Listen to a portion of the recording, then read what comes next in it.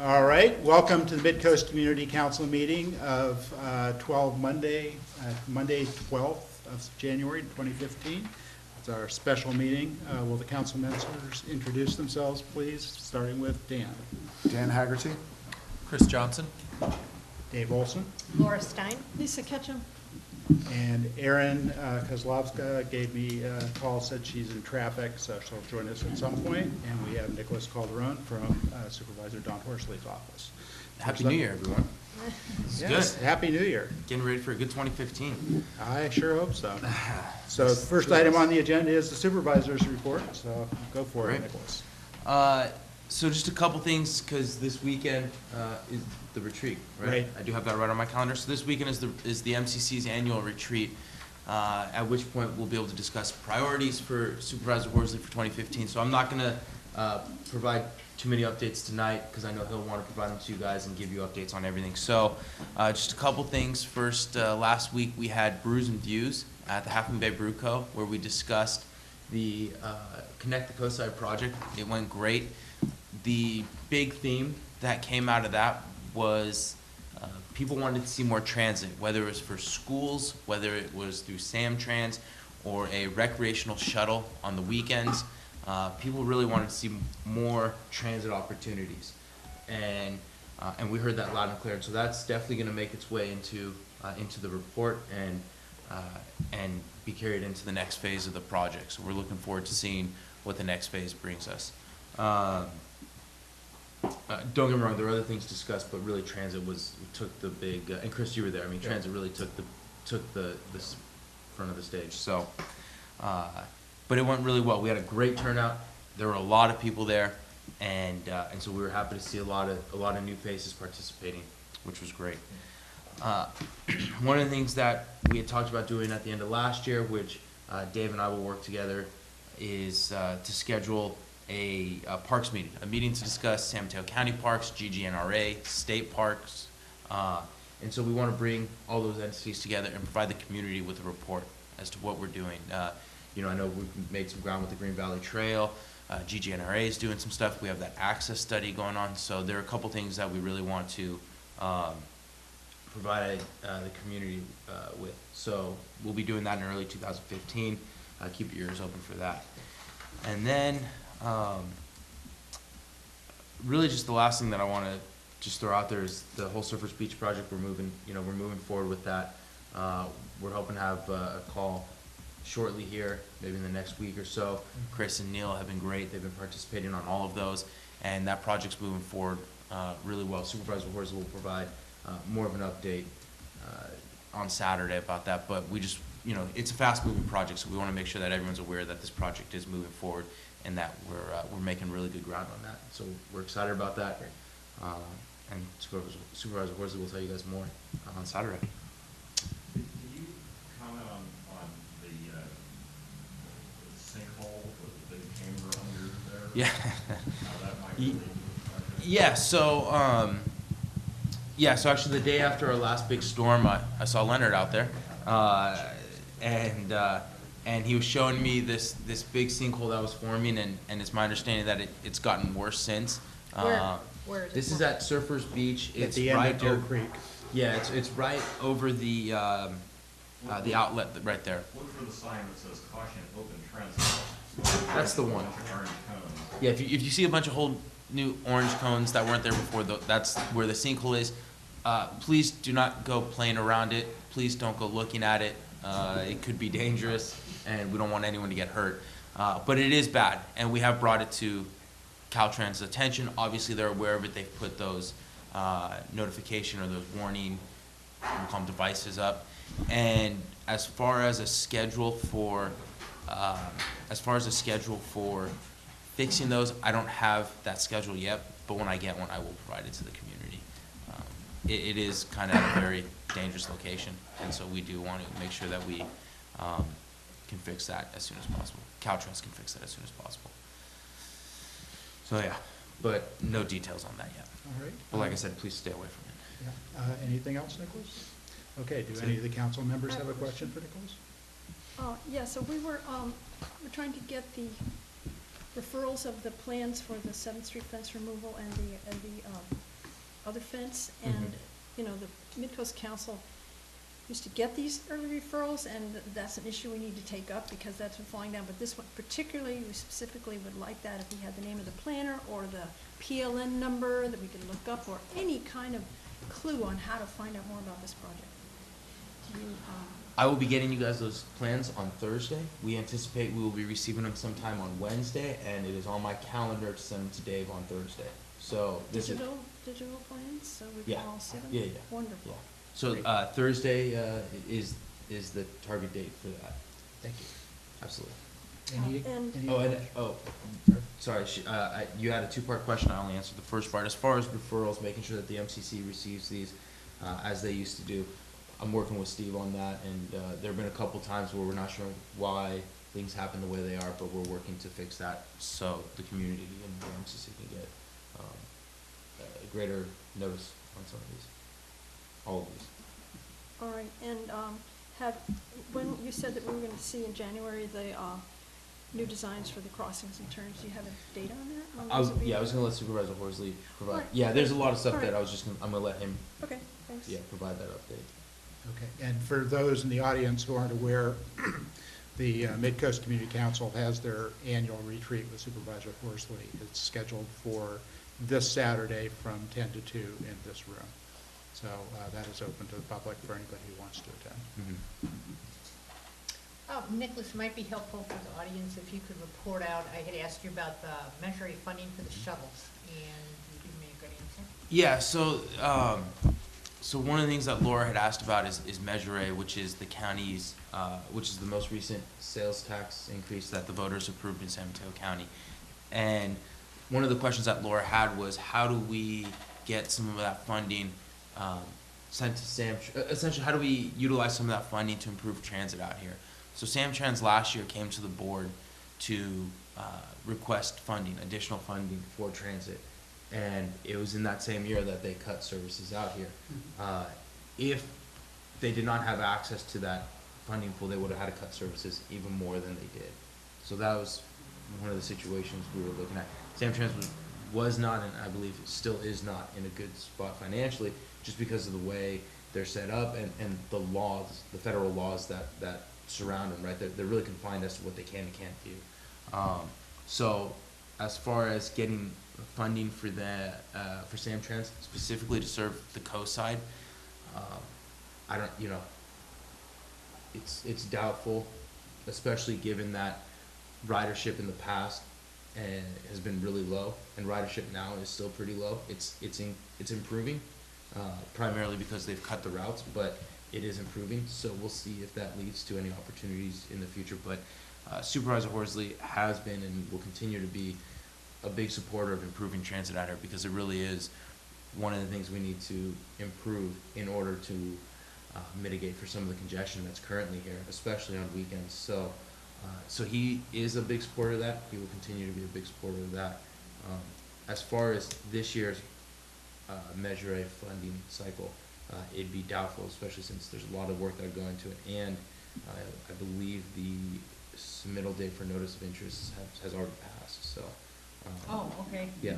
So, but it would take a lot more work than just a phone call or two. I mean, we'd really have to collect some data for Samtrans. So, I'm not ruling it out for I wouldn't rule it out for future years, but I think for this year, it probably won't work.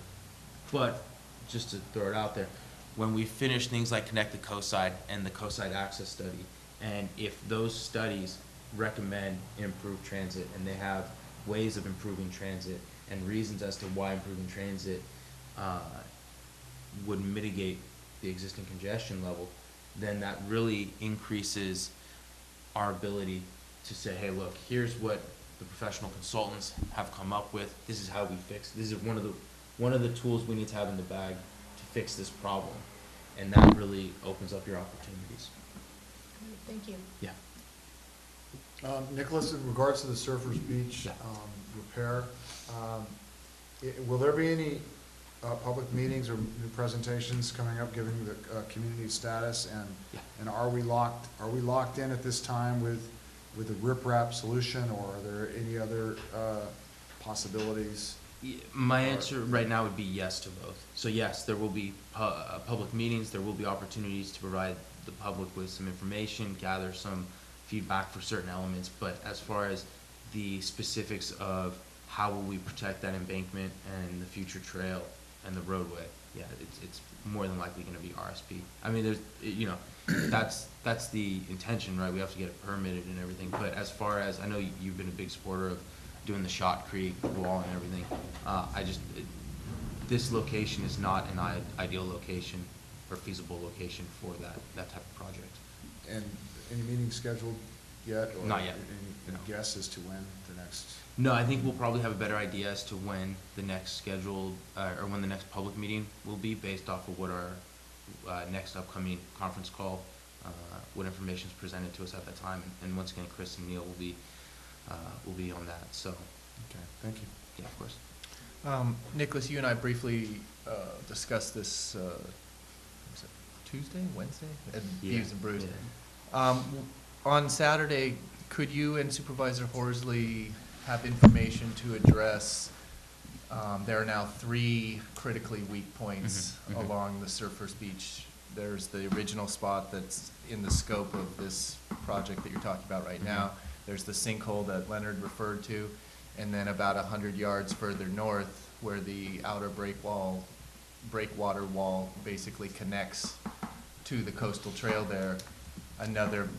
Again, the cement is caving in, pieces of the asphalt path are falling into the water right now. Like, that's another vulnerable point that's just a matter of months or a year away from causing a problem to Highway 1, undermining the roadway itself.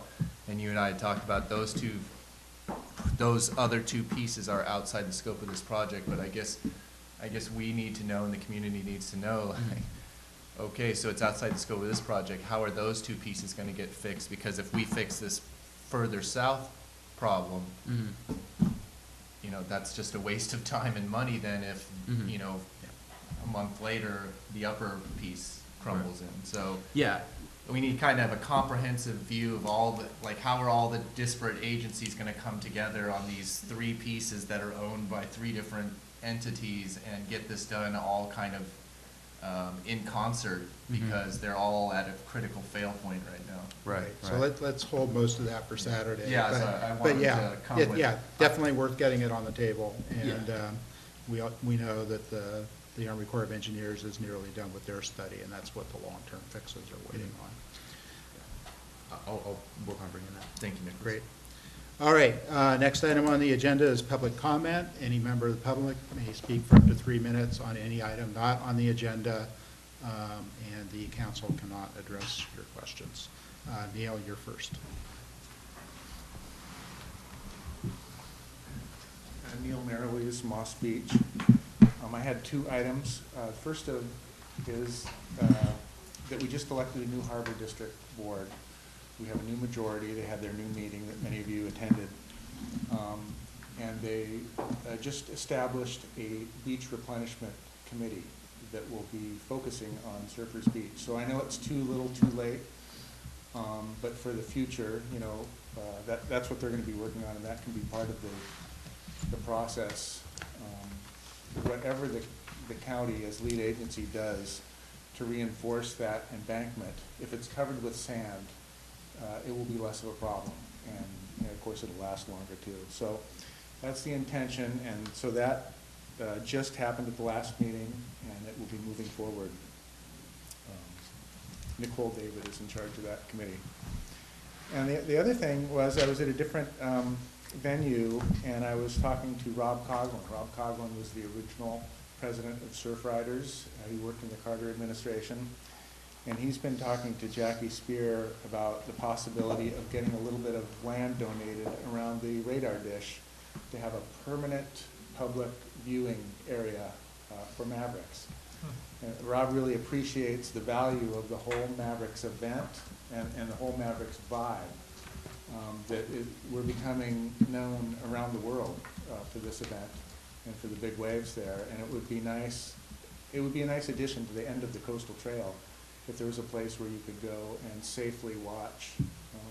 So anyway, it's totally in the planning stages. It may not happen, but at least it's something that we should talk about, maybe something that should come up as a future item with the MCC. Yes, Thank thank you. you. Leonard?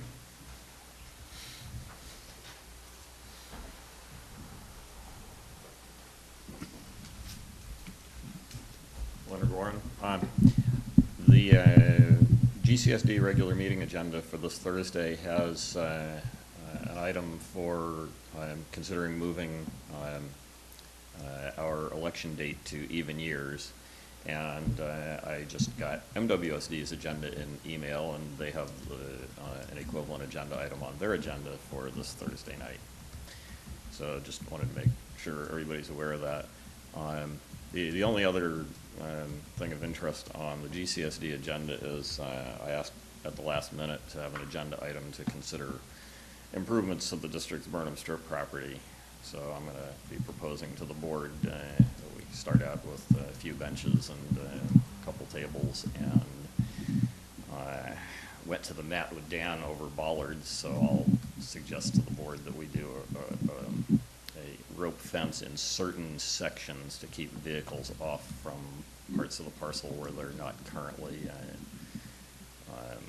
frequently parking there, but it has been a problem of construction trucks and things like that on other parts of the property. I also wanted to mention regarding Chris's comment about the coastal trail failure right where it starts to curve around the RV lot. That's not urgent. It's been failing that way for 3 or 4 years. It just gets worse every major storm, but the concrete that covers the boulders fell down a few years ago, and the undermining of the asphalt walkway has been going on for at least a year or two. This is not to say that it doesn't need attention, but I disagree with the characterization that we have less than a year to fix it.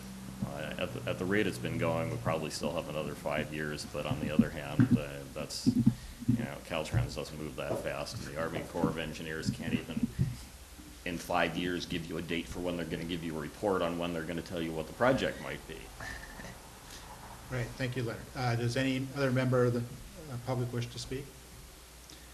All right, then I'll close public comment. We'll move on to the next item on our agenda, which is the consent agenda. We have two items on the consent agenda: the minutes for December 10th, and approval of a letter to request streetlight removal at the Bluff End of Beach Street in Lost Beach. I would like to make a motion to approve the consent agenda. I'll second Do that. you have a second? All right, all in favor? Aye. Aye. Carries 5-0.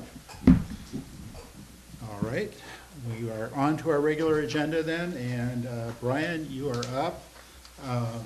We can have you sit where Nicholas is sitting if you want, or you can stand at the podium, your choice.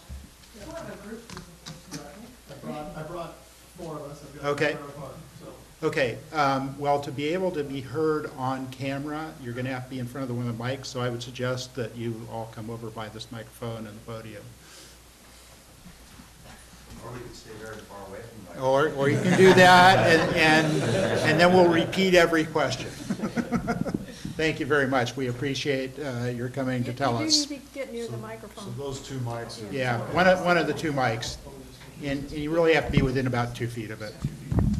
And for those who've not been here before, the microphones are just for the video recording, and we want to make sure that people who listen to the video recording later can actually hear.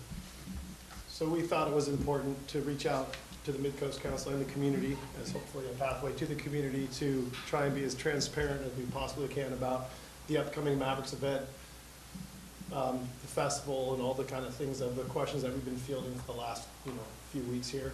I've got Jeff Clark with me, Cassandra Clark, Brian Overfelt, and Brian Waters is part of our team from Cartel Management. And the 3 of us are sort of the last of the Mohicans left with the old group, and Brian's part of the new team that we bonded with to run this event. So Great, we just thank you. wanted to be clairvoyant with what we're trying to do here and field any kind of questions. And with that, I run operations for Cartel, but we're completely unified in what we can answer for you too, just so you know. Thanks. Okay. So the latest news that we wanted to make sure that you knew about is that we are having a contest this year.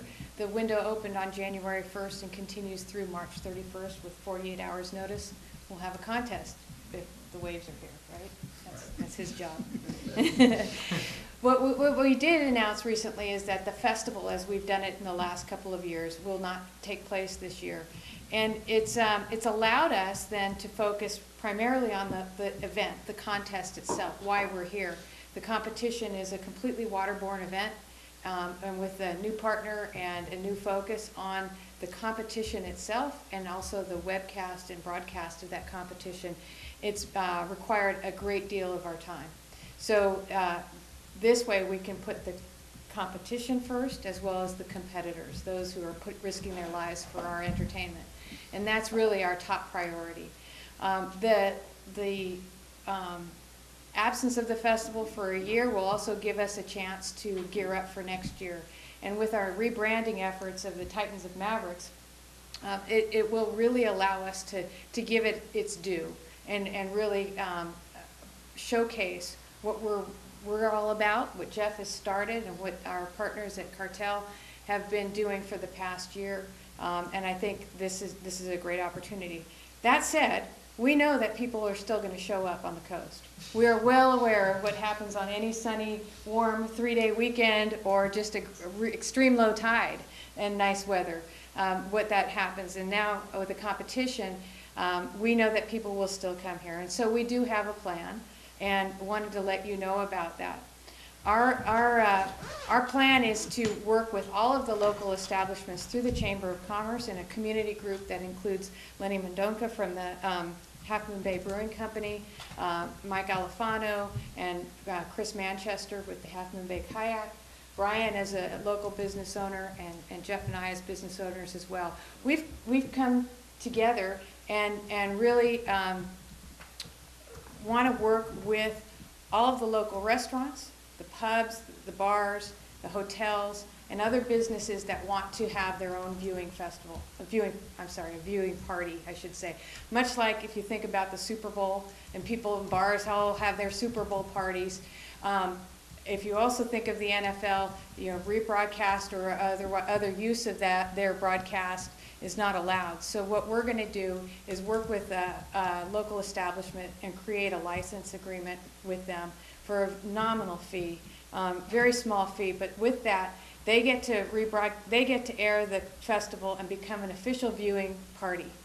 And with that, we will give them, license to them, all of the some of the intellectual property that they can use the logo, advertise, put it out on social media. You can come to our restaurant and watch this, and we're going to give them swag to give away, and make it worth their effort. And that way, we think that we can spread out the crowds that will come from the Ritz all the way up to Pacifica, and allow people to have a great viewing experience. But we do also know that people are going to come to Pillar Point. And so the Boys and Girls Club has expressed an interest, independent of our event, to allow to run parking at the airport if it's possible. And that way they can alleviate the traffic and congestion into Pillar Point and offer a community service and also benefit from the event. And so it would be separate from the Titans of Mavericks event, but an opportunity for the Boys and Girls Club to continue to benefit from this event. That said, we are also working with all of the agencies, and I don't know if you're aware, but in order to run this event, we have to work with about 16 different agencies and permits, even if we don't have a festival, just to have the event. Even if we don't have the event, all of those permits and permit fees are still due. So we are continuing to meet with them. Our traffic management and public safety plans are still in effect. The Parks Department, the Harbor District, the Sheriff's Office will continue to maintain that the Pillar Point, Bluffs, and Beach will remain closed to the public because of safety reasons. Again, if you remember on December 20th, Jeff could speak to this better than I, that was a big day at Mavericks this past December. The beach was non-existent. It was underwater. The cliffs have shown some erosion since that time. It's just not safe, and we're going to follow the agency's lead and allow that to happen and work with them as a partner to provide volunteers as well as security services to keep those bluffs closed and supplement their personnel during that time. Along with the Thank you. bluffs being closed, Yes. along with bluffs being closed, you are a resident of the coast side. You will be able to walk, you know, like, just like you would normally on any other day, walk your dog, go for a walk up there. They're gonna probably ask you, where do you live? And, what's that? And to keep moving. And to keep, and to keep moving. And, like in years past, there'd be 25 people sitting on the edge of an eroding bluff, and we don't really want that to happen. The bluff's out at the beach at Mavericks, on the Mavericks beach on the 20th, a lot of it caved in. There's giant boulders out there on the beach again. And at high tide, big walls of water coming over and draining into the harbor. So, the agencies after 2010 said, no more public access out there during that one day. If you want to go out on any other day, it's wide open. Will the beach on the Ross's Cove side also be off limits, or is it just on the harbor side? I believe they're gonna stop Ross's Cove as well? Yeah, all that's access. that's been the policy in the past. Yeah. And what I've heard from the county and the sheriff's department is they plan to continue that policy this year. So you bear in mind that on a Mavericks day, that Mavericks competition day is generally a high surf advisory to a high surf warning. So the beaches are not very safe to be at anyway. I wouldn't recommend it. But we're really excited about this opportunity to bring it out, to push it out to the businesses and have all of our local businesses benefit. In exchange, what we'll be doing is promoting that on the website. So when the festival section on the website, it will now have a list of those establishments that are having viewing parties on the coast. So if they want to come to the coast, usually for a few days is what happens, then we'll have a list. And when the people come in to park, and we'll have volunteers stationed throughout with sheets of paper, and these are places you can go. These are official viewing parties. All right. Yeah. Are you ready for questions now? Sure. Okay, let's, council members, you want to start, Chris? Yes, first I want to applaud you for the comprehensive nature of this plan that you're working on. I mean, the details are in the execution of it, and we'll see how it goes, but I say that because, I want to ask, have you been in contact, working with the Chamber of Commerce on this at all? Yes, we met with Sharice, and actually this week we're doing an email blast to her group of restaurants and hotel owners, and then a broader blast to the entire membership, because there are other businesses besides restaurants, like a surf shop, that would like to be able to broadcast. Yeah, I'm glad to hear that, and again, I commend you for the comprehensive nature of this. This is something that I've spoken to Sharice about, that we haven't had this in the past when we have had world-class events here, such as the Tour of California and things like that, where we need to get the local businesses involved on a larger scale to rally public support on the community, but also to bring people in, but having package deals and discounts on meals and lodging and stuff like that, so people want to come here for a week and take in the festival or take in the race or whatever, and having that kind of collective energy of the entire coastside business community has something that's been missing in every previous event, even previous Mavericks events. And I know that this is the next generation, and I'm very excited to hear, the plans that you've sketched out. And I really hope that you follow through and it works out for you with these incorporating the merchants and the viewing parties and where it can go from there. So thank you. good luck on We that. really want to roll out the welcome map from the entire coast, not just at Mavericks. I think it's a great opportunity to showcase the businesses here. I would even say, I'm sorry, I don't know much about Cartel, and I know your new organization is kind of newly formed, but I guess I would ask, you know, that you look into the other world-class events that we have here and see if it's something that you can, you know, get involved with on that level. The Tour of California, the championship golf at the Ritz-Carlton, and other major events that we have here to get that collective energy of the entire business community. Thank you. Quick question. So how will this be different for the average Joe who wants to somehow see or be involved in this event? There will be the webcast is free. So if you have a computer, you can pull it up at home, office. I didn't say office, but. You know it will happen. But, and then, you know, try and get the information out where the viewing parties are gonna be on the coast side. I think the important thing is what Cartel Management has brought to us is the ability to bring on broadcast and webcast partners that are world-class. So the level of professionalism in the webcast and the broadcast will far exceed anything you've seen us do in the past. And we've hit some really significant numbers, but we expect to surpass that completely in the future, this year and in the future. It's going to continue to grow. And it's a really positive thing.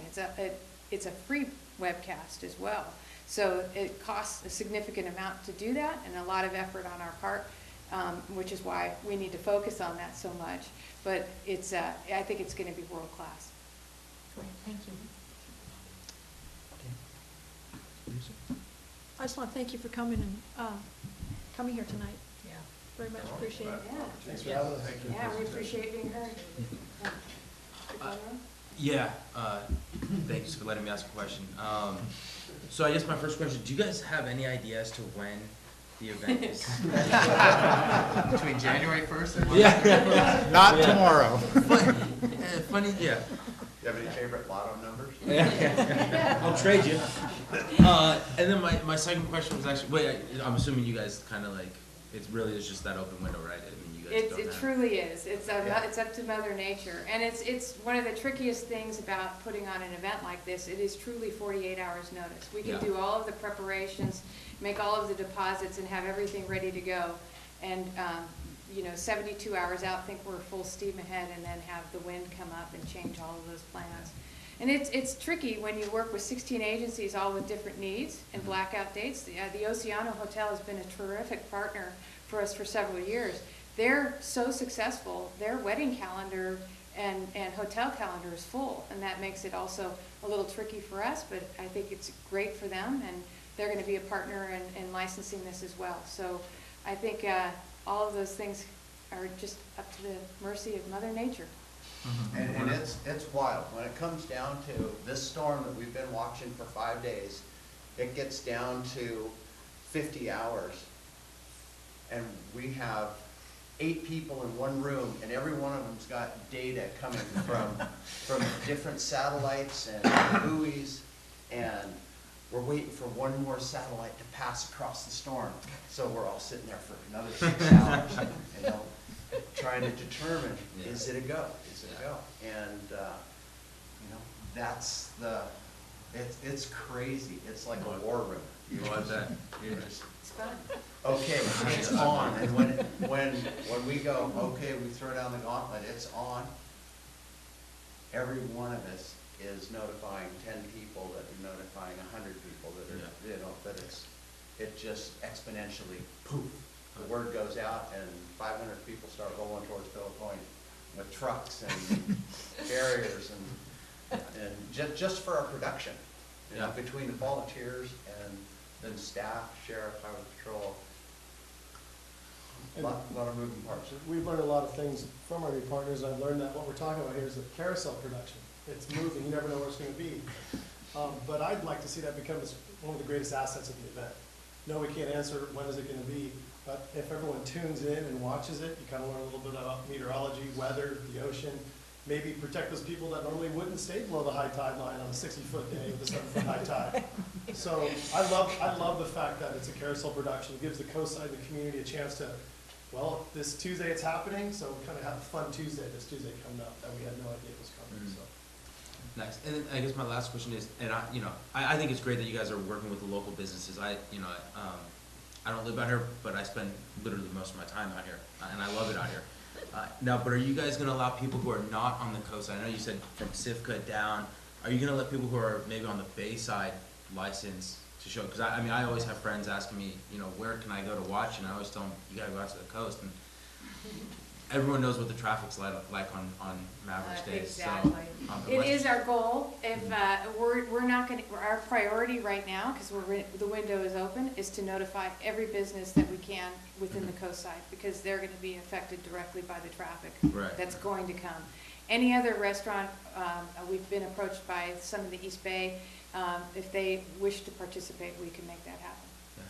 Now, given that I'm at my desk Monday through Friday, working very hard in Redwood City, if it happens to be on a Never stream. never, but if it happens to be on like a weekend, are you guys maybe somewhere in San Mateo? That's where I happen to live, so maybe somewhere in San Mateo. Just keep that in mind. You know, I like You know. got it. Your house? Yeah. No, I'm just gonna crash at your house the night before. Any more comments or questions from council? Let's see, one more thing. I'm really impressed with the new approach, and I think it's gonna work out great. And Brian, the creative thinking of like, yeah, you know, it could be looked at as a detriment. We don't know when it's gonna be, and people don't know. But the positive side of that, and I'm sure your advertisers and sponsors will like this, is, yeah, now people are like, I gotta check every day. I gotta go to the site. I got, you know, more hits on your site, and for the advertisers. So again, that's the kind of like, take the negative and make it a positive type of thing that makes me very excited about the future of this. And then the last thing I want to say is it always reminds me, I don't know how many people, it looks like a crowd that would remember the old movie Gumball Rally. Does anybody remember that? Yes, it's about a cross-country race, automobile race across the United States on 24-hour notice, and the movie starts with like it's pitch black and telephone rings, and the guy picks up the phone and it's just one word, Gumball, and it's on, you know, and everybody's just like racing to get their car ready and go. And I always think of that with the Mavericks, you know, that you're calling, you know, Twiggy down in South Africa. You got 48 hours. It's gonna take you half that time to fly. Here, go. You know? Sounds like the sequel. Last year we only had 40, because that South Marine layer started creeping in, we didn't know what to do. The boys were at the airport in South Africa, waiting for the call to get on the plane or not. And they had about 40 hours left, it was about 40. Yeah, and they decided to go without the call. Yeah. And check in Amsterdam whether or not they had to turn back. Yeah, and he's texting me, and I go, I gotta wait just a little bit more, and I text him back, and he had to get on the plane. He just made the commitment, and he came and won in 2010. So that was pretty cool. Yeah, total commitment. All right, well, I want to, Let me just say, Oh, yes, sorry. thank you all, and that sounds like a great plan, and it sounds like you're on it, so I know it's gonna be a success. Great, well, we welcome any feedback, so you know how to reach Brian, Right. Jeff, or anyone yeah, else. and I've got some public requests to speak too. I did have two things. I wanted to thank you for reaching out to us to show up tonight. And I had heard from the county airport manager that there would not be parking at the airport. Are you still working with them on that, or is that a done deal? We're turning that over to the Boys and Girls Club to find, if they want to find a way to offer parking as a public service, the airport is one option, or they might do, as they do during the Pumpkin Festival, and find different lots to start parking people. So it's up to them if they want, or any other nonprofit is welcome to join in. Okay, thank you very much. And I'm really glad to hear that you're thinking ahead to the crowds that are going to show up anyway. So we have a request from Leonard Warren to speak. Not on this one? I thought it said VW. Oh, sorry. And one big wave, another big wave. Two big waves. Okay, so does anybody else from the public have a question for I have one question regarding the parking, and I remember the contest last year, the access in the northern area off the Control Highway coming into Princeton, when you left the highway to go in there, you know, there were the sheriffs and other people there, and I'm a member of the American Legion, and American Legion has done really well at parking cars because they have a lot of open area behind their place. Well, last year, I don't know how it happened, but a lot of the people were deferred and not allowed to go down that road into where Mezzaluna is. And consequently, the Legion, the veterans suffered from not being able to get cars parked in there. Yeah. So I think that's something that could be worked out, but the people that were letting the cars in or out, or there was a lot of confusion. Can I answer that And you- because that was my job, Yeah. I set that up with the American Legion. That was extremely frustrating, we had worked that out with the agencies, and one sheriff just decided not to let people down there, and that was it. I know, I turned me away. I mean, we have these meetings with all of them in the room, and it was all set up, and it was a great plan, and it really frustrated the commander of the American Legion, Yeah. and he didn't hesitate to let me know how he felt. So, And we're looking And they're my at next door neighbor. yes. Business class. We're looking to change or on alternatives to road closures. Since that festival isn't happening and that pedestrian walkway area is not needed, we may be able to move that closer to the coast and keep that whole roadway open to all those businesses. That's our goal. All right. Neil? I know it's too early to think about this, but for the next contest, do you think you'd bring back the festival, or do you think it would be a web event like this? Our goal is to bring back the festival, but not like it used to be, to do something really fantastic and just easy to get to. All right, well, thank you very much, and good luck with the planning. Thank you. Thank you.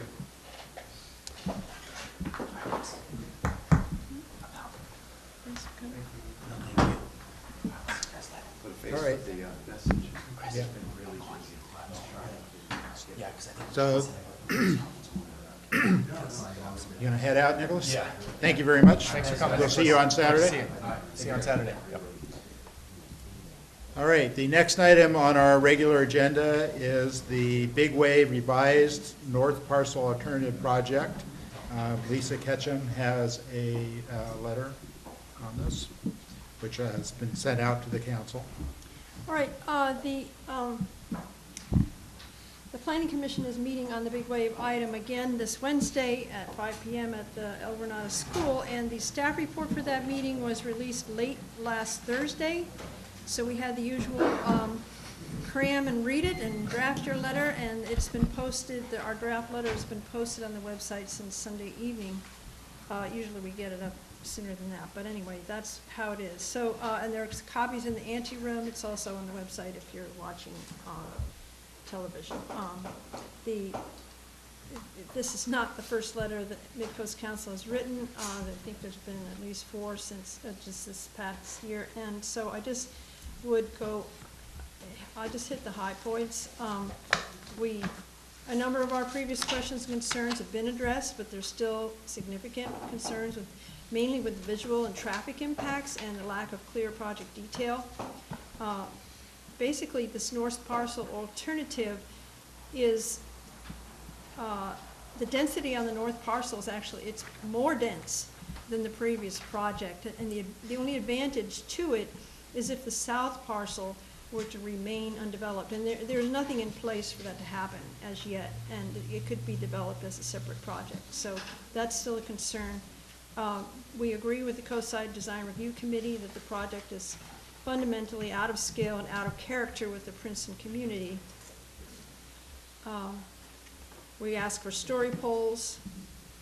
But there's a new hazard that we brought up this time. There's a propane storage facility next door. Up until now, they always referred to their northern parcel as a boundary with Pillar Ridge, but there's also part of that as a boundary with the propane facility. And each project revision has moved the residential component closer to that hazard, and now it's right next to it. And not only do you have the potential for deadly explosion, but this noxious smells. They do this off-gas. I live next door. They do this off-gassing of the tanks, and it's like, you think, oh my God, is something going to blow up? Or even if it isn't, it just smells bad. So this is an issue, but I noticed in the new grading plans that came out Thursday, there's a proposed 4-foot-high propane deflection wall for this adjoining property line between the propane and Big Wave, which the effect of that would be that it would prevent, because of the slope of the land, the propane would be deflected from flowing onto the Big Wave site, instead would float onto the homes of Pillar Ridge. So, that just won't do. So that's is in the letter. Traffic and coastal access, we, pretty much the whole page on this is issues that we've put in our letters previously, but it's still an issue, and it's one of the major issues, so it's all still here. I'd like to point out that the staff report, the conditions of approval have evolved and gotten much improved, and we've been asking for better mitigation at Cypress, and now they have finally, they say that the mitigation measures, whether it's a signal or a roundabout, has to be installed as prior to occupancy of any of the business buildings. So it has to be constructed and finished before any of the business buildings are occupied. So that's an improvement. The EIR addendum, so the addendum came out last summer, and we studied it and commented on it, and then there was this final EIR that came out one day before the meeting in November, and hardly had a chance to look at it, and it had that 4-building option in it, which was a total shock and surprise to everybody. Nobody liked it, and it went away in a hurry, and now we have a different plan. The problem being that this final EIR addendum, which they're supposed to adopt, still has that horrible 4-building version, and so it could be very confusing going down the road.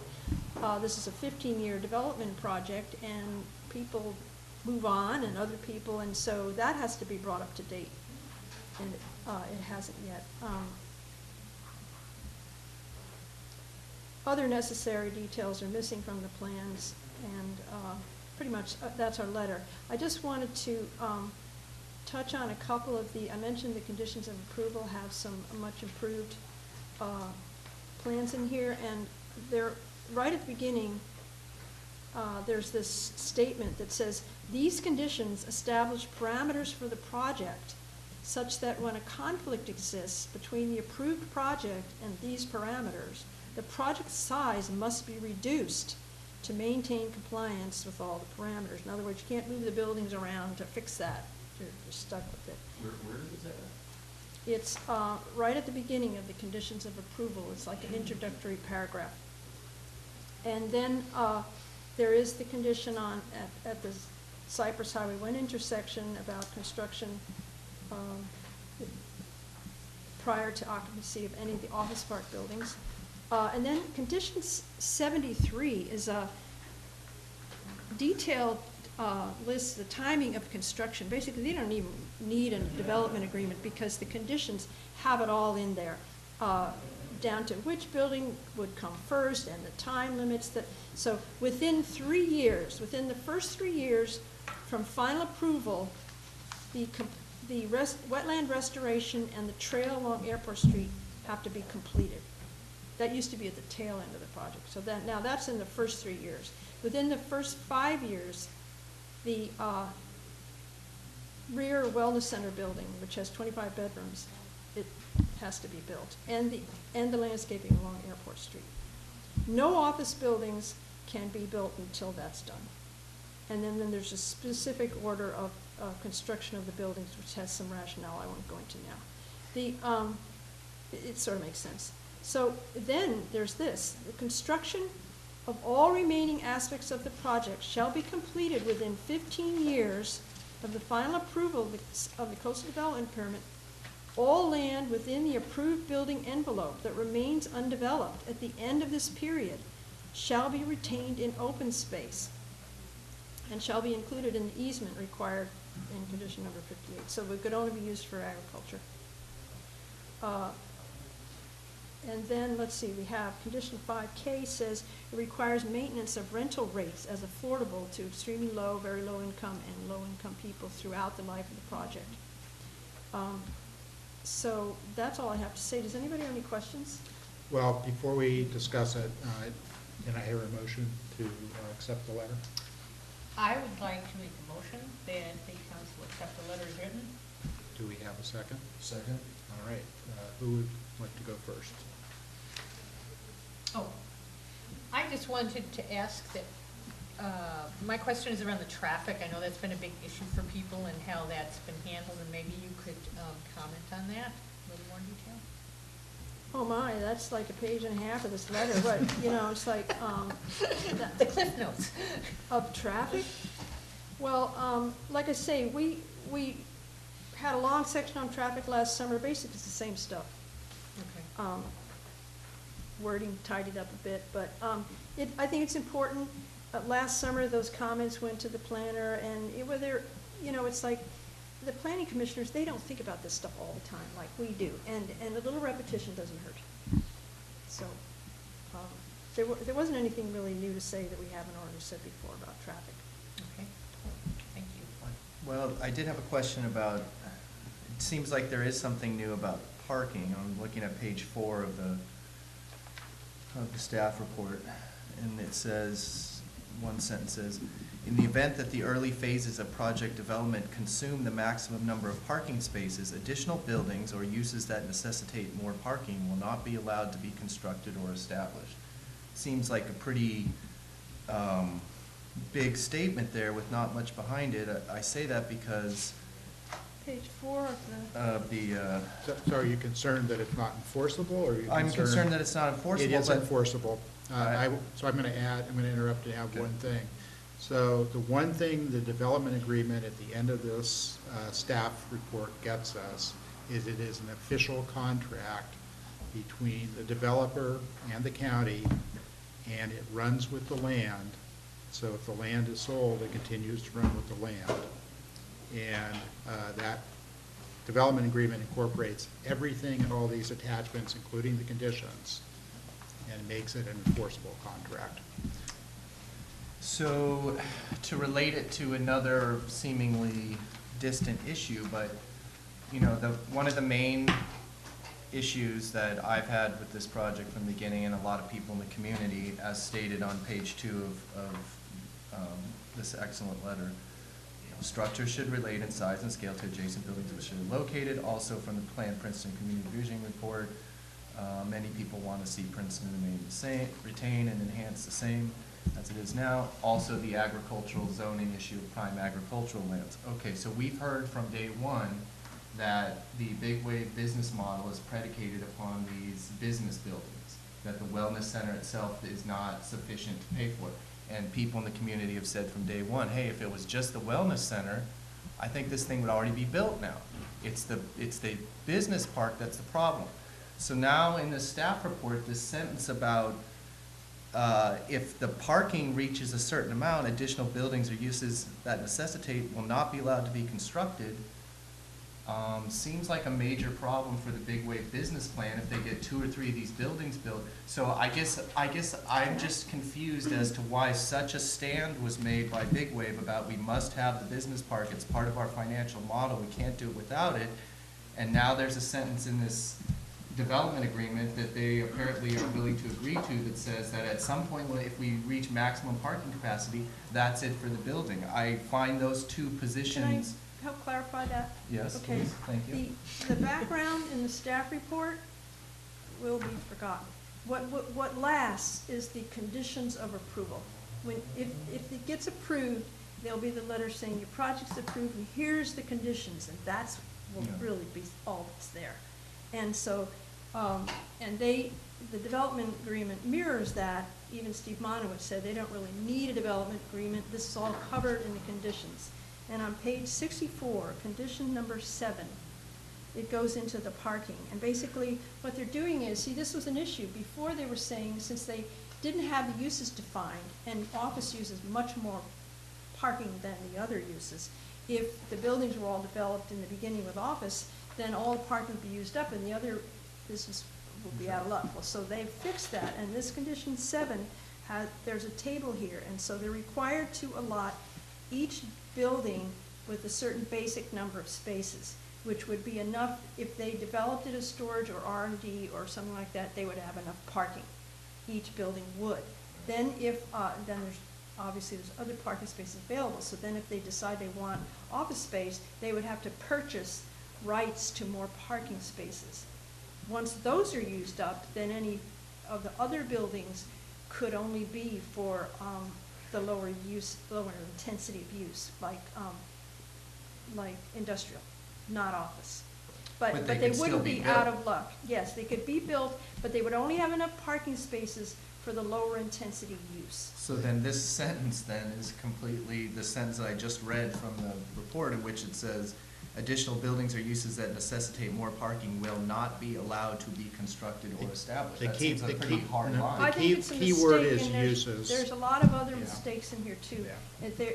In the same section of the report, it mentioned, actually it's in the findings. Yeah. It said, the intersection at Capistrano and Highway 1 Esseco, they didn't mean that, they meant Cypress, so, yeah. I mean, all this paper gets generated, somebody to write this, and so there's mistakes have been made.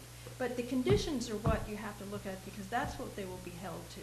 And when it says shall, that means it has to be that way. And so there's a table here on the parking, and they are required to form, once this thing is set up, they're required to form an association to manage the parking lot and divvy up these spaces, but it's set up so that each building will have some minimum number, and then they can't build, and it says, no more than 462 parking spaces shall be provided at the north parcel.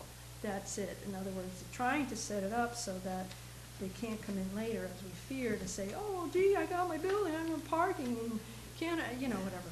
So that's condition number 7.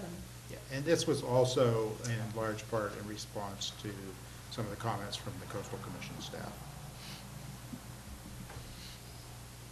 Any more questions? All right, then I will open it up for, I'm sorry, go ahead, Erin. I'm sorry, just one quickie question.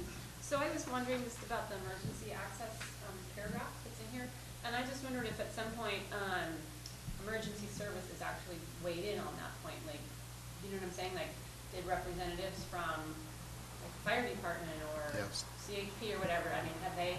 Yes, they have. Okay. They have the same problem as the rest of us. It's a moving target, but as best they understand the plans on any given day, they believe they can provide emergency services. So, okay. I have a question for Dave and or Lisa. So I looked, but I didn't see it, but I may have missed it. One of the other pros of this project that we've heard from the developers is, jobs, and we're creating these jobs. But I don't recall seeing in the development agreement anywhere where jobs for people on the coast side are guaranteed in any way. And so I'm glad that you had this section about job, housing, and balance. I guess I would just feel like maybe we don't necessarily have to amend this letter, but I do feel strongly that this jobs carrot has been offered out there many times with absolutely no substance behind it. No guarantees, no quotas of a certain amount of people have to live on the coast side.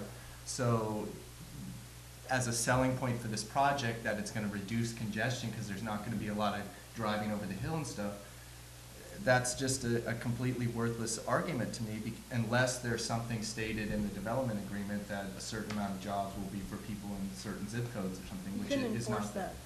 Well, okay, so that's what I'm saying, like, to offer this up as this is a boon for local jobs, in my opinion, that's something that needs to be called out. If I've heard that many times, and there's absolutely no teeth to that, there's no way to enforce it, there's no way to make it happen, there's no even thought that that's actually what is intended.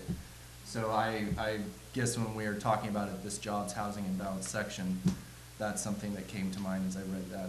I've just heard that many, many times, and there's nothing in the development agreement. So I guess I was asking, did I miss it in the development agreement? No, there's no way you can legislate that. They did an economic study back in 2007, can you imagine, for this project, and they said at the time, the economy was good, and they said, you might be able to fill this, it's a good thing you're doing it phasing, and then it was a 20-year phase, and because, how much of this are you gonna happen, and they said, when the tunnel opens, maybe you could work. He said, because they're going to need the population from Pacifica for sure, at least, and they would probably they would need population from over, that there just isn't enough population here to populate that place with jobs. It just doesn't happen like that. So, right, and I agree, and that's why it annoys me when I hear about these jobs, because, yeah, it's actually, there's no jobs guaranteed, and I can almost guarantee that people from over the hill are gonna be, you know, if this place does come to fruition, will be employed in some of those positions, and that's just gonna add more congestion to the to and fro, back and forth. Yeah, So- there's a reason why it's the bedroom community, because there's no housing over there where the jobs are.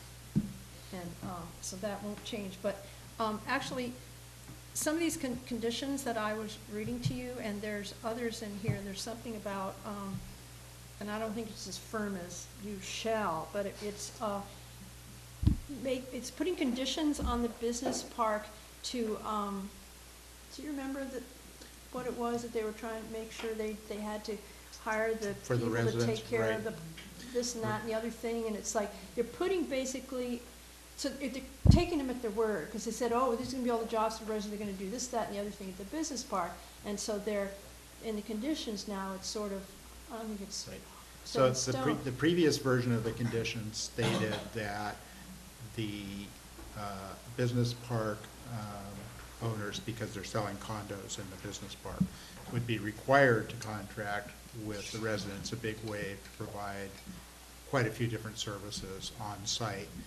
And I believe county council looked at that and said that wasn't enforceable because the current set of conditions says they shall make I believe, a reasonable effort to employ the residents of the Big Wave housing. So that was actually a change against guaranteeing local jobs, even to the residents. Okay, thank you. All right, before we take a vote on this, do we have any public comment? Leonard, I believe you had a speaker slipped in on this. Really good letter. And for change, I support everything in it and don't have any suggested additions. I do want to point out, though, that, you know, having followed the council now for coming up on 20 years, it's really interesting to read this letter because it has pretty much the identical tone for virtually all of the P&Z letters for many, many years. So, you know, that speaks highly of past and current councils that you maintain this consistent tone. So, on the letter. What is it, snarky, polite? What are you talking about? It's factual and yet firm, with just the slightest tinge of snark in one spot. Yes. Okay. Elizabeth? Hi.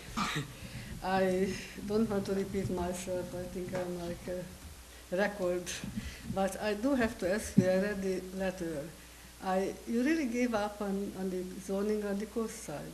It's not even mentioned, but actually, starting with the whole idea that if project is totally rejected and it gets a new permit number, it has to get a new EIR. Not an amendment, not a second amendment, not a third amendment, a new one. And the reason is because the project has to prove the validity and the compliance. Nothing complies with this. I was sitting here 4 hours for the 8-hour marathon design review. Well, they couldn't grab the project, and finally the panel said, but don't look at it as a project, look at it as a work in progress. What are we reviewing? What are you reviewing or commenting on? It was talked about commercial, talked about business condos, talked about housing, low-income housing, everything which is not allowed under the zoning. But we are talking about scale and whatnot. They didn't know how many businesses are in, what are the doors for. They don't know what it just looks like, but could be something else. This is not a project. This is some kind of agreement for land speculation. And we are spending years and years on it, while these poor people could have had the housing built long time ago in existing housing sites. For probably already on the money they spent on this so-called, I don't know what, because they can define what is this project, which is not a project. And somehow on your review, it never comes in that, what is it? What are we talking about? Why are we giving up a perfectly good zoning with possibilities for something which is changing, which is, if someone has a proposal, any developer, and has a project, believes in it, that person actually either comes up with a project which somehow complies with the existing criteria, or ask for a zoning change and proves it that I have the right to do it because I have a very good project. Now we have a mix of nothing. Somehow somebody can sell land for somebody else for money. And that's what we are spending all this time again and again, and we don't even consider anymore we have zoning, which is a law. That's all we have, nothing else on the coast side. And at 20,000 square foot lots, we are building tiny houses on 3,500 feet. It affects everybody. And I don't know why this question is not, I'm sorry, I expired. Please include the zoning in this, and a minimum compliance, what it means. Thank you. Does anybody else wish to speak? All right, we have a motion on the table. Sorry, does anybody else on the council have anything further to say? I just want to say thank you, Leonard, for reminding me, beat me to the punch, that in reading this letter, I felt that it was the best letter that I've read since I've been on the council, which has only been a year. And that's not to say that, like, oh man, these other letters, finally we get to go. Every letter has been great, but as Leonard mentioned, I mean, as I read this one, and whether I agree with the project or not, as I read this one, just, wow, yeah, good point, yes, substantiated by the facts, referenced, just really a quality piece of work, and I just really, I feel grateful to be associated with it. It's about the third time we've written the same letter, I think. Well, but it's a little bit different. I mean, as Leonard pointed out, it's slightly, it's slightly different. It requires just the amount of work that goes into a letter, even one that has been repurposed, because there's updates, and I think something that comes out of all these meetings that we are asking of Big Wave is that the details matter. And when you have a letter like this that is rich in, accurate details, I mean, that's just, in my opinion, gold to the entire process. Whether you're for it or against it, whether you agree with the letter or not, this is a substantive piece of material in the file. I just really commend your work on this. I totally agree, and thank you so much for putting the energy into it. And thank you, Yes. Dave. For All I did was review it. It was an excellent letter to begin with. I'm sorry. Yeah. Can I ask a couple of questions? Sure, come up to the podium and speak. I didn't actually quite get around to closing public comment, so you're still in. I'm sorry, I'm kind of new at this, so. Anyhow, I'm just a recent resident here in Moss Beach, and I really haven't had much. Can I have your name for the minutes? Oh, yeah, my name is Marcia Yates, Yeates. And I've lived here just like 4 years, and I really hadn't had much chance to update myself on this big wave thing, but in the last few months, I've kind of looked at it.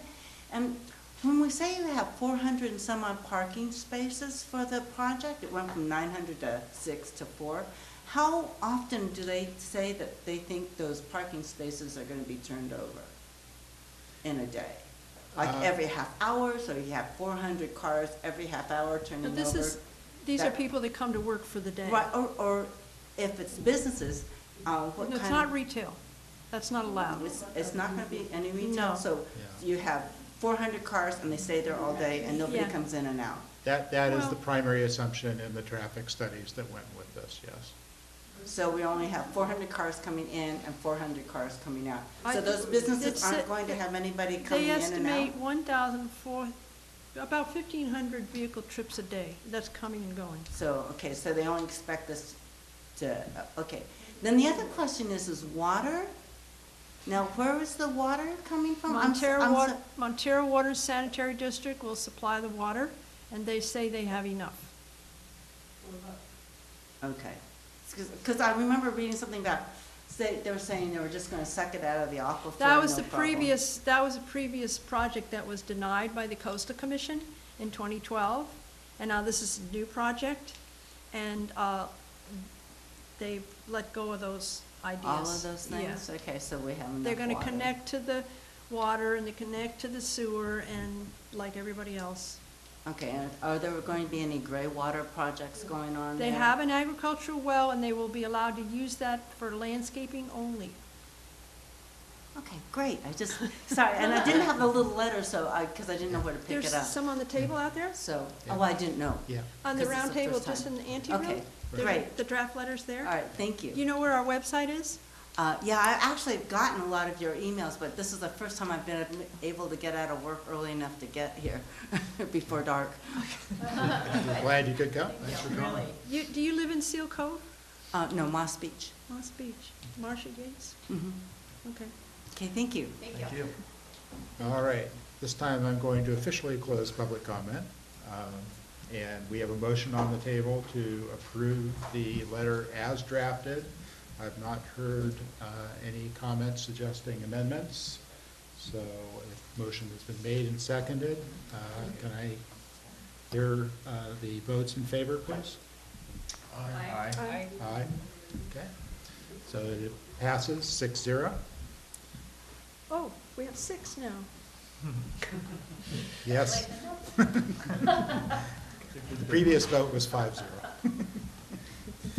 All right, then we will move on to the next item on our regular agenda, which is replacing our leased office copier with a purchased all-in-one printer. Any And public the- comment? And for some people, this is probably a somewhat boring subject, but it's interesting to us. And it is on the agenda because this involves a purchase of a significant amount of money that must be approved by the council. So I'll turn it over to Lisa at this point. Okay, I'm the one that started this, and I asked Dave what he thought, and he did some research. And the deal is, with this leased copier, it's, well, first of all, you can't print. You can only copy. You know, the driver is so ancient, I got the driver, and it wouldn't, whatever, it wouldn't work. So, I mean, you have to print it out, and then go over there to make more copies, and it's too much trouble, and so nobody does it, and they print at home, and we're volunteers, and we're paying for our own printing, it's just not right. And plus the setup with leasing it from the county, and it's some dense, deep buried thing, and you don't know who to contact about anything, and then you have to go read the meter every month, and then you have to go to the post office and pick up the bill every month, and then I have to take the bill to the treasurer, and the treasurer has to pay the bill, and it's what, $3.50, and then save those receipts and it's like, oh, please, if we could just buy a copier, and it would print, so you could take your laptop, one person from the council could just take your laptop, print out all the stuff for the meetings, or if you wanted to study a long document and have a paper copy, you could go down there and print it out for yourself. And we could just buy paper and toner and be good to go. The thing is, so what we, in the initial research, Dave and I decided, even though color's nice, it's not practical, and so what we're looking at is just a black and white laser printer, copier, whatever they got, kind of a thing with reasonable speed, and Dave got busy, so we don't have a specific product, but I was hoping we could approve the concept and maybe a price ceiling. Or do you have enough information to Yeah, say what the I level think- would be? I think, yeah, I would What suggest. would that be? I would suggest a ceiling of $400. If it goes over that, we'll come back. Okay, so that would be my proposal. I'll second. I didn't actually hear A motion. The motion would be that the council will approve purchase of a laser all-in-one printer Yeah, for the office. With the ceiling? for a cost to not exceed With a- $400. For not to exceed $400. I'll second that. All right, is there any discussion? Not for me. Okay, it's a fascinating subject, folks. Leonard wished to speak. You're up. Oh, Leonard, how could you comment on this? He's gonna try Well, this. it's actually real easy for me to comment on it. You know, having been on the council for 4 years and having observed the copier mysteriously disappear one day, and within a few days, a new one in plastic shrink wrap appear, you know, I really need to point out that the copier that the council has had for many, many years has been replaced regularly, I believe every 3 years. The county gets them at really good prices on their, bulk purchase agreements or however it works. I'm a little concerned about this approach because, in the technological world, anything that you can actually place an order for is obsolete. And so by the time it's delivered to the office, it's clearly going to be obsolete. And so, if you let the county lease them rather than owning them, you're really going to be a lot more current. I didn't realize the driver didn't work. I submitted the speaker slip because I was going to point out that you can use it as a printer. I think I installed it on my laptop long ago. I don't know if it's for the current Your machine or cable not. is still down there with your name on it. You can download the driver. It won't even download to my new computer, but I still have my 5-year-old computer, and it would download to that. And I went to the office, and it saw the printer, and it sent the document, but it never printed, and Yeah, well, that's where I'm done. Like I I'm said, done. I installed it, but I don't know if I ever tried it. Well- But what you might do is see what the county can get you through their bulk purchase agreement. That's 'cause, the time. See, time is free for us. We're volunteers. And that's the thing. Laura and I were back and forth. What was it? It took a couple of months of this person, that person to finally figure out where the bills were going. But- or what, and get this sorted out. Okay, but We've done that. even if you're gonna buy the all-in-one printer, the county may still be able to get you a much better deal on, you may not be able to pick the exact brand, but, they should have something that you can get for a pretty good price through their program, and so I think you should at least inquire. And by the way, I have a really low-cost color laser that I've been really happy with till I started having power problems and the thing jams. And given that the 3-0 cafe, when you turn on the lights, the whole building dims there, I guess that's not going to work there either.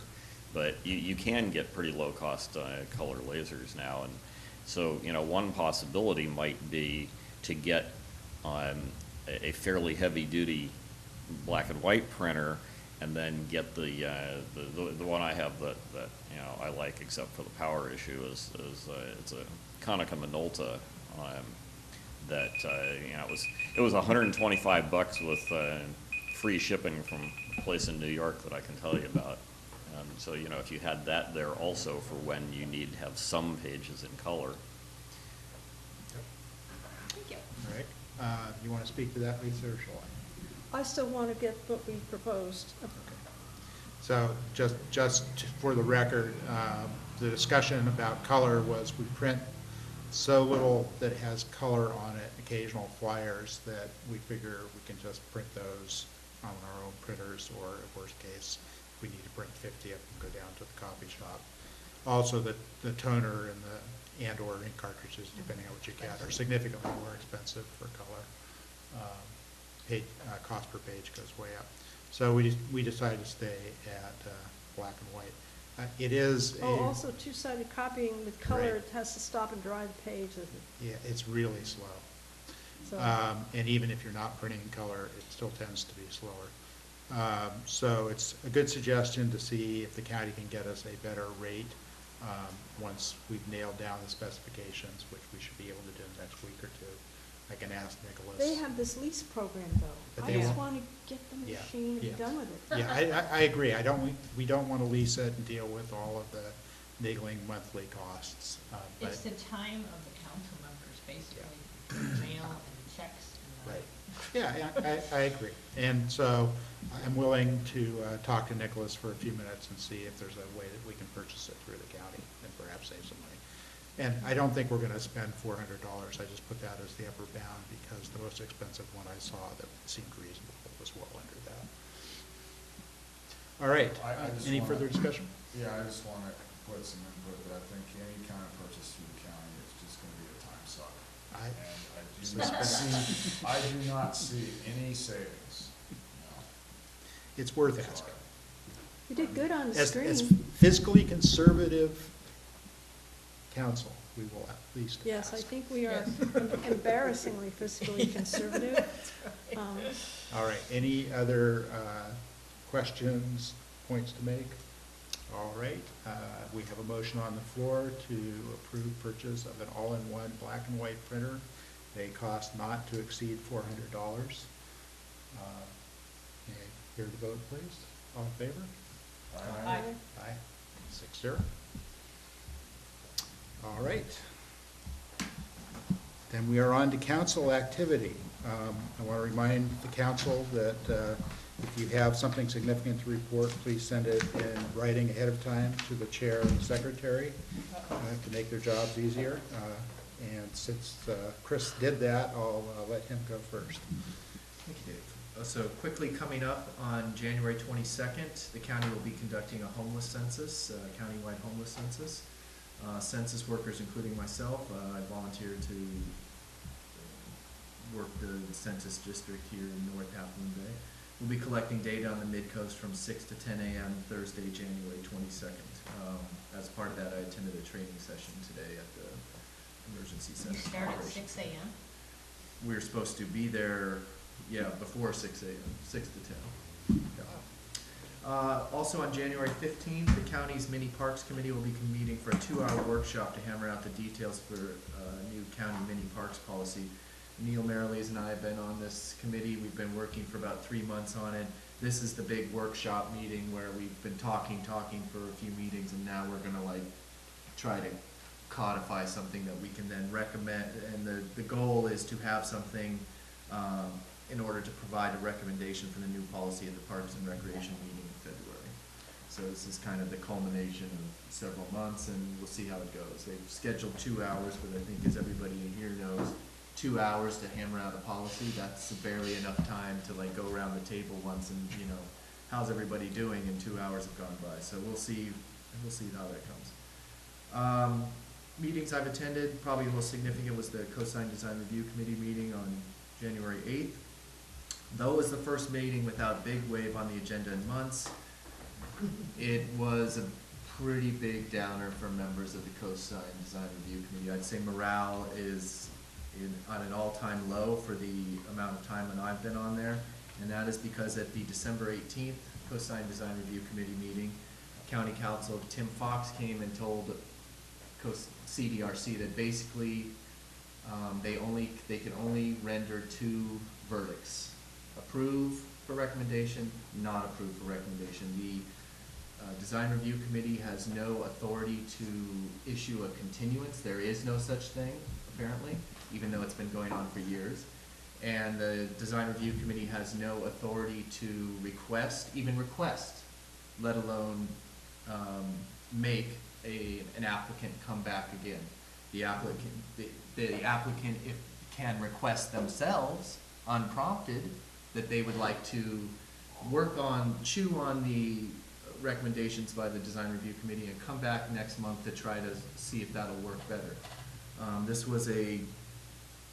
So we had heard this last month, but a few members of the committee hadn't heard it, and they were clearly disturbed and disappointed by that. And the reason is that we have felt over the last couple of years that Design Review has really been establishing a much better relationship with the community, with developers, with residents.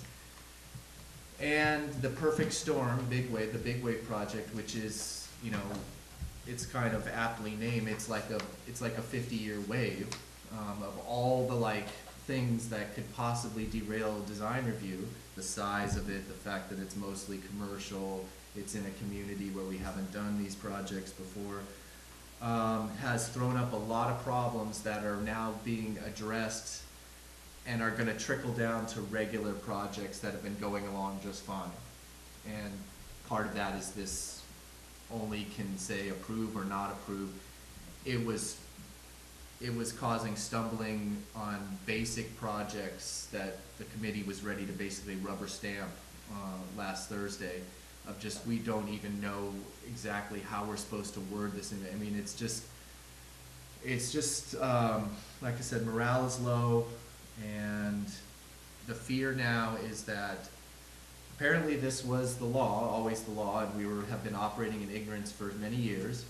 but that now that this is being, let's call it publicized because of Big Wave's refusal to attend the last meeting and their public denigration of the Coastline Design Review Committee in the process, the concern now is that developers who are dubious of the regulatory review and oversight process will seek to find their own ways to bypass or limit the role of the CDRC. And the reason that this is depressing members of the CDRC is not that we want control, we want to be able to control. We really have felt like we've been doing a good job and making a positive contribution to development on the coast side, and when developers realize that they don't have to come to CDRC and they don't have to present and they don't have to, listen to anything that the CDRC has to say, it just calls into doubt the future of the CDRC. So that was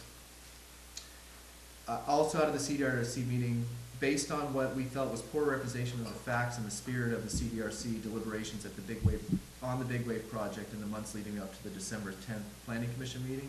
Greg Sarah, the community rep for Princeton, is drafting a letter to Steve Monowitz requesting the following for the January 14th PC meeting.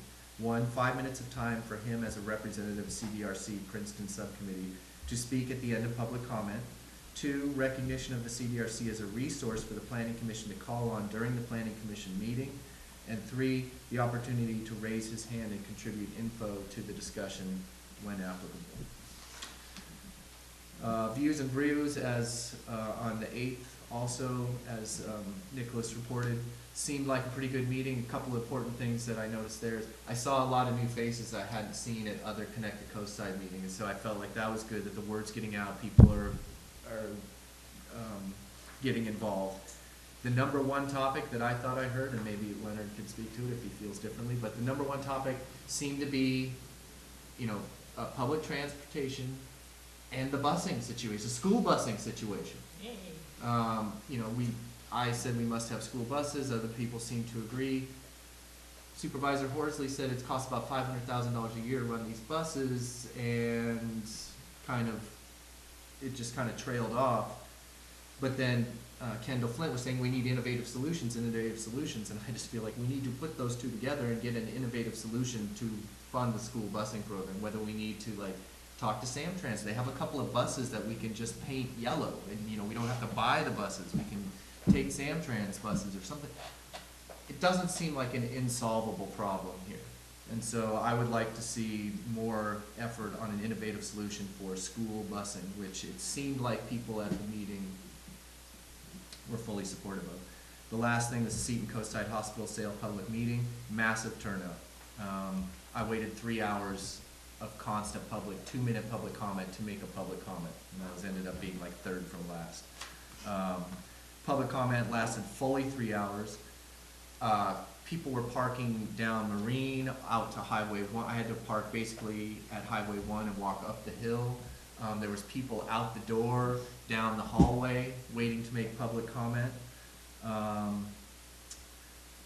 problem was I felt that people were given a false choice in that they were asked to support or oppose the sale to Prime. And it's not really a very good choice. Oppose the sale of Prime, Daughters of Charity have to file bankruptcy, the hospital may get closed and parted out and sold for real estate. Sale to Prime, a for-profit company, they're gonna do what they need to do to make it financially viable. They didn't buy this thing because they're a knight in shining armor coming in to rescue people and for the public good. They did it for a financial reason, and to only give people those two choices. You could tell from people's comments that it's a confusing issue. You've got rank and file hospital workers coming up and saying, please approve this sale to Prime so that I don't lose my job. And then the next person is a person from a currently owned Prime hospital saying, Prime made the same promises when they bought this place, and they came in and they collapsed positions, they reduced redundancy.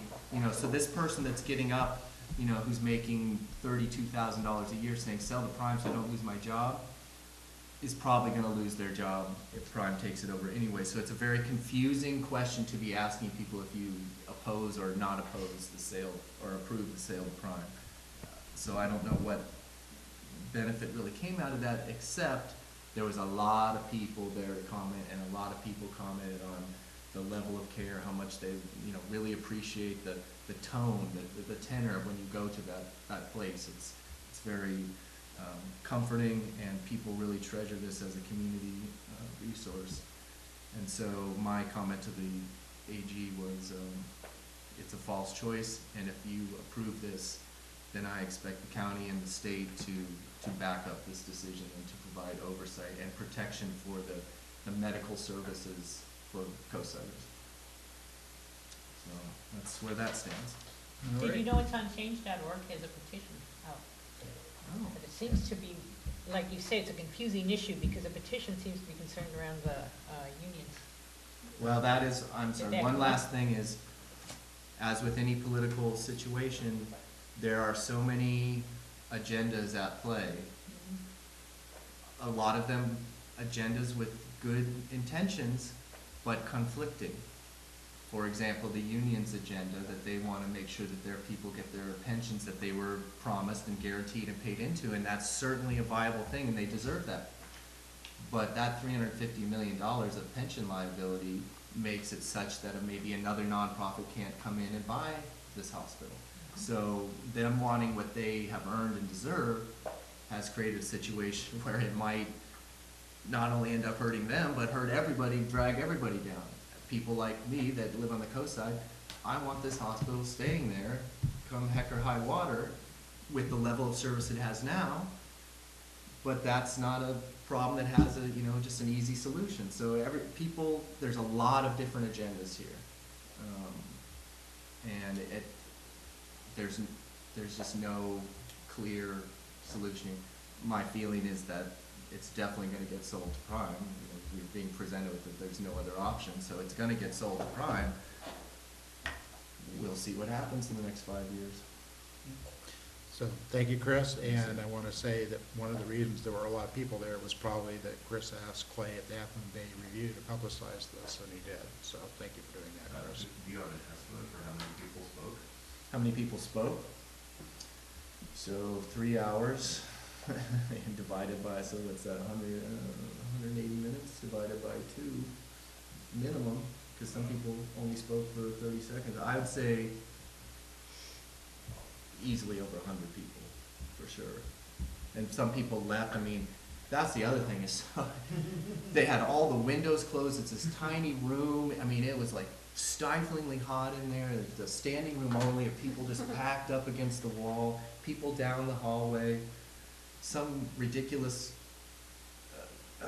valet parking situation where people drive up to the upper parking lot, and then there's valet parking, so everybody's just waiting while the valet goes and drives away, and then it's wherever he drives and has to run back, and so meanwhile people are just sitting there. I mean, if that's the future of the organization in the future, but a lot of people. The other thing I was gonna say is, though, to people's credit, that that was a work day, in the Yes. middle of the day. Yeah. So a lot of people made the effort to be there at 1 p.m. People came from out of town. There were people from Prime hospitals in LA that came up to speak. There was union people from all over the state. There were working folks with their children, their small children there. I mean, this was really it really showed, if nothing else, how important this particular facility is to the coast side. What was the date for the AG decision? He didn't say, or I don't recall, and I don't have that, and he was very clear that this is basically a one-sided situation, because somebody asked him a very basic question. He said, you know what, I can't even address that. This is a one-way street here. We're just taking comments and recording them down. So he may have said, Leonard, I'm sorry, I didn't catch it. Is it too late to submit comments? Today was the last day. Yeah, it might be midnight. That was announced on our website. Right, and they had similar meetings at every one of the facilities. And I tend to agree with Chris, there's probably gonna go to prime, but if they deny prime, then, you know, there's a second bidder. We'll see, but I suspect Chris is right. Anybody else have something? I neglected to send my comments, so could I please? Yes, of course. As your representative to the Technical Advisory Committee for Connect the Coast Side, I did attend the meeting. My focus is, as you probably know, I wanted both staggered start times for schools, and then the issue, of course, of the school buses came up, and the issue that the school brought up at the time was about the maintenance, what it costs in maintenance, apparently, is an issue that people don't think about. But at any rate, there's going to be, the actual presentation's going to be brought to the MCC, I believe on February 25th, so you'll have an opportunity to see exactly what I saw, except probably a little more refined. Following that, there's also going to be a land use session, which is going to address the issues with transportation that involve land use. And then by the end of all of this, they're going to come up with a hybrid solution, basically. So that takes care of that. I did also attend the design review committee meeting. I did want to point out a project that people might be interested to take a look at the story poles. This is directly behind the Miramar restaurant. It is a 3-story single-family residence on a 4,396 square foot legal parcel. And the story poles are still out, so I would encourage people to take a look. I think Chris made the comments at the meeting that I thought were relevant in that it's out of scale, if for no other reason, it's adjacent to open space. Yeah, I won't go into the details, but at any rate, I think that, yeah, Can I please just feel free. mention that the minimum parcel size in Miramar is 10,000 square feet, and what did you say the size of this lot is? 4,396 All right. square feet.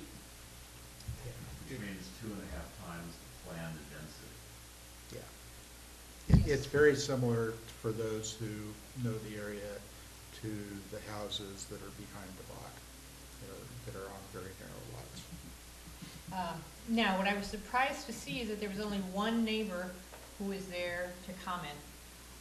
So if any of the neighbors have a feeling one way or the other about this project, it would behoove you to attend the next design review meeting.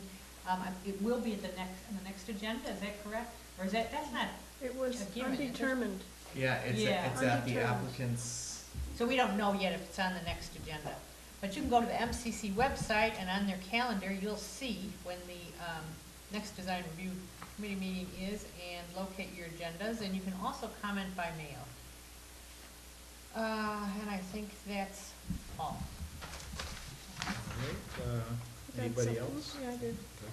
Okay. As Neil mentioned, the Harbor Commission formed committees at their meeting last week, and the Beach Replenishment Committee. So Nicole invited me to join that committee, and I gladly Yay. accepted. And they're going to meet on the 3rd Tuesday of the month, and so that should be very interesting. I assume I'm just invited as an individual, but I will certainly report back to you all. I also attended on December 29th an informational meeting held by County Parks Director Marlene Findley on Measure A funding application process for parks-related projects. Laura had mentioned the transportation. So it was interesting, and this is for a 2-year fiscal cycle, 2015, 2017, for projects. And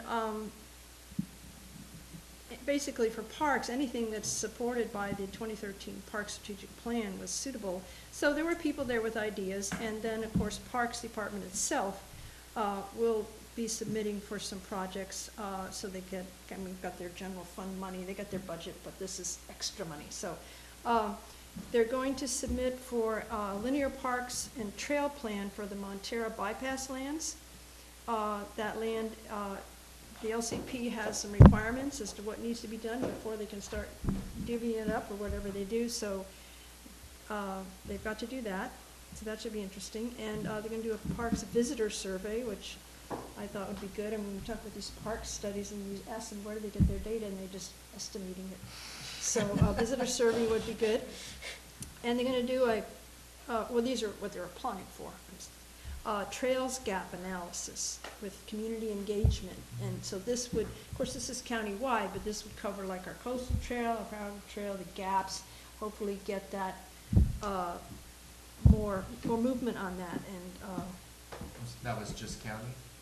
that's county parks. Those were the things that the Parks Department itself were gonna submit for, that they had rather high on their list.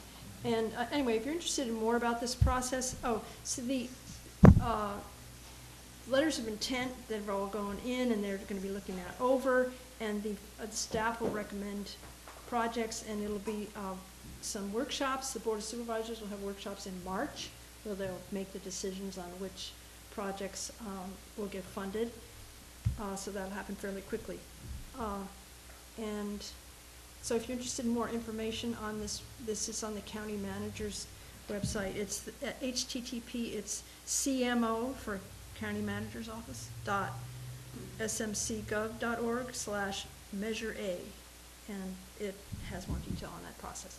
Oh, an interesting other thing is, so they had, I guess, an online public survey about, priorities for the Measure A funding, and the top choice was a Bay to Coastside Trail. And at the meeting, so I found out that the Parks Director, Marlene Finley, has requested that Sam Hertzberg, the planner in Parks, she asked him to do an assessment of the Fitzgerald Marine Reserve Master Plan implementation progress and priorities. This is something the MCC identified in February 2013 as needed. And so I said, oh, that sounds great, and could you come and present that at the MCC when you get that together? So hopefully that'll be sooner rather than later.